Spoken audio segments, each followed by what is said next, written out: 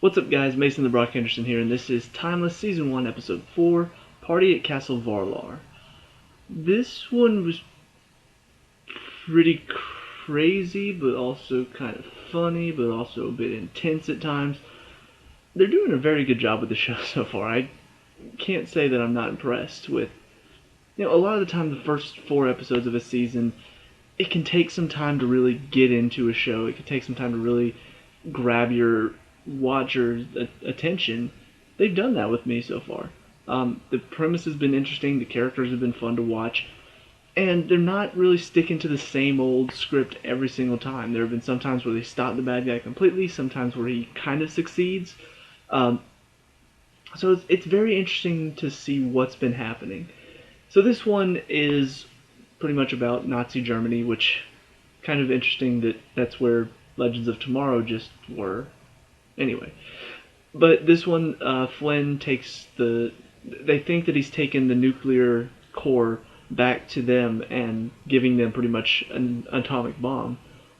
Well, no, he doesn't, as it turns out, which was actually kind of a little bit of a twist for me, because I was expecting that to happen. Like, they showed the rocket launching, and I was just like, okay, so now I know what to do. No, he doesn't. The plan there is to steal the guy that wins America the space race, gives them the information they need to take a rocket to the moon. He tries to steal that guy for Russia instead of America. So, pretty interesting little turn in this episode. You're thinking one thing, and then they're just like, nope, tricked you. It's something else. But I mean, it's very fun to watch. They get picked up by Ian Fleming, writer of the James Bond books, and eventually turned into movies. And it's just kind of funny. First of all, you've got Wyatt, he's kind of fanboying out over Ian Fleming. He's like, that's Ian Fleming. It's so funny to see him getting like all excited for it, because we've seen him be very straight edge so far in the show. So that was interesting. It was nice to see Ian Fleming in action, see him being a spy, and then on top of that, when they return back, it's like, all of this sounds just like the movie, the James Bond movie, where they go to the castle and then there's rockets and spies, and completely based on the mission they just had. I'm just like, that is awesome. How cool would that be to travel back in time, meet the writer of the James Bond books, and all of a sudden when you get back, he's written a book about the adventure you just went on with him. That would be so cool.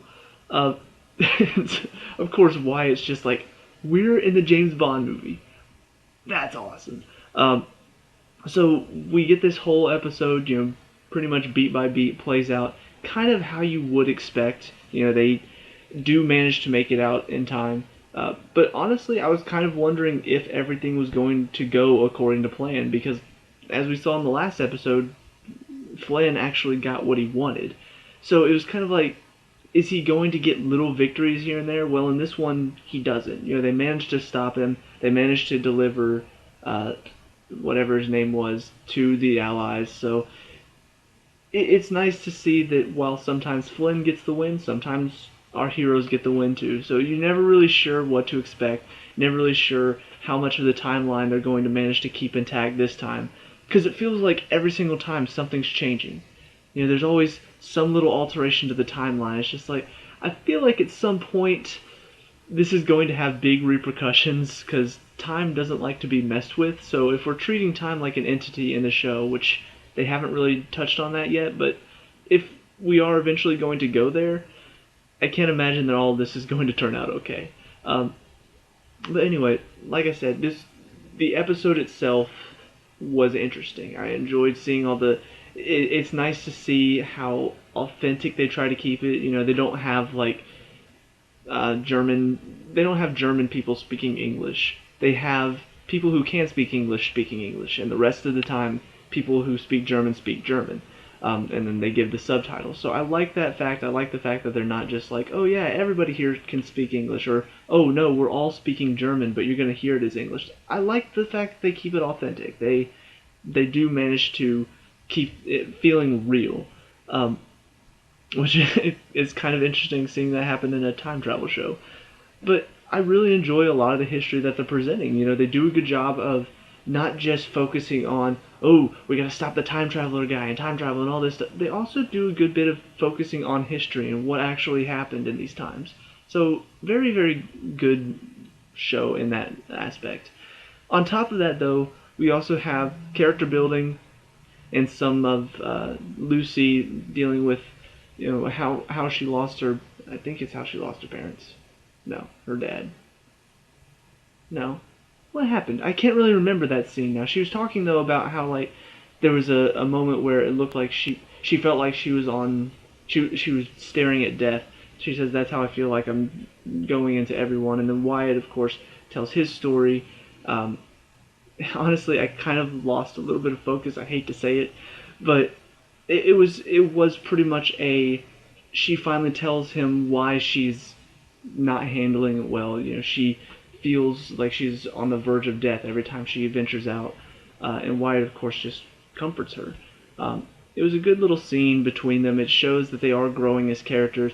I really hope they don't go the stereotypical, they're going to end up together. I hope they just keep it respectful between them. I don't need them to end up together at the end of all of this. And then Rufus, on top of that, we get some stuff with him and Rettenhouse because Connor Mason is trying to get him to spy on them.